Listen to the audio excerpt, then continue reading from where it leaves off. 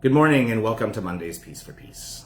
Today, we are going to make a bit of a strategy shift. We're going to get away from talking about concepts and theories, and for the next several weeks, we'll be moving into talking about tools and techniques, like really specific things that we can do. So every week, we'll bring one forward and have a short look at it and, see how it goes when you put these things into practice. Hopefully, this will be helpful for you. If you want to know more about where the sources of information are coming from, just check in the comments below, and all of that information is there for you. Because I'm really wanting now to make sure that these videos are short and to the point. Today, we are going to talk about identifying patterns. And the reason why identifying patterns is important is that when we know the source of something, we know where something is moving us, where it's coming from, what we would call an affect. It takes the sting out of it. It takes the charge out of it. You're more prepared to be emotionally and rationally challenged by a situation. There's a psychologist by the name of William Schneck. I listened to his CDs several years ago, who calls this naming something, claiming something, and then taming something. Name it, claim it, tame it. So we're going to go through that process right now. Step 1, pay close attention to what happens when difficult thoughts and feelings arise. What do you do in reaction? So that's simple enough.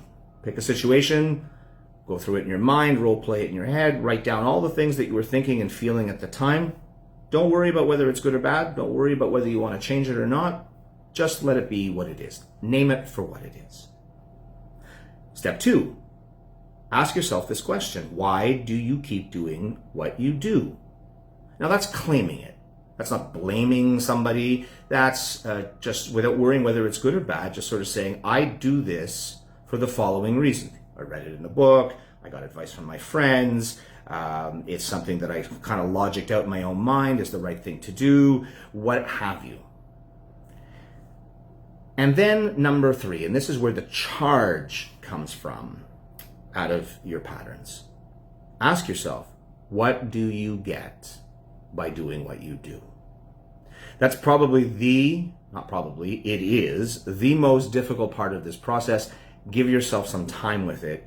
It could take not just several hours, perhaps several days, several weeks to really get to the bottom of it. The idea is you just keep churning it around in your mind till you get there.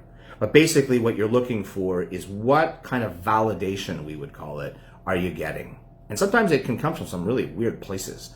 Like if the world has told me that I'm a failure, right? For whatever reason, we can identify with that. And that's something that I've kind of internalized. And when certain situations come up in a very weird way, I might actually be reacting in a way that causes me to fail, to say, see, the world was right. I am a failure. We get this kind of like backwards comfort from that. And that's just one situation.